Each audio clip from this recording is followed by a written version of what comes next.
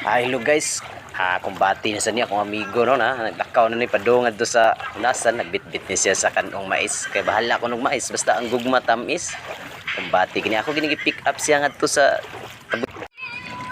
kasi padung na ni siya mo. Nagdaan siya siyang kanong mais.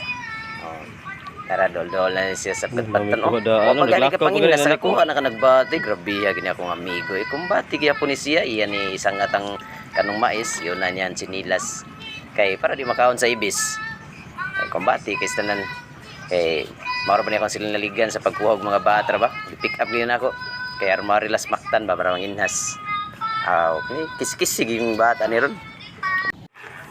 Ug sa diha nga naning taak na sunasan ng akong amigo nangi nakakuha na kanay bato gipuhupuan kana siya murag nagupuhupog buntog nga dagat mo tani kuya gimata kan niya pagayo serious kay naong ba pero tanawa nang isingisi pa kuya gina ko amigo yawan na kumbati kis tanan nanaw nagnanay gikupta ni pina slowly pa kay pero surely kay mga moves niya akong amigo kumbati kis tanan kay kalima kani nga i-pick up ni nako layo taga-Tabuilan niya i-pick up ba wag mga move traday kanang mura ka nag-iring ba nga bisag mulatay pagdahon ba di ko sa dihang pilar may dagan sa istorya na nakuha na sa kong amigo na ng mga kinason lito bat yandam na niya napay soka iya na kanang hiwa murag hait kining kutsilyo gibaid gini niya siguro ba wagi mudutli murag maabtan pag 5 minutos una pa mahiwa ba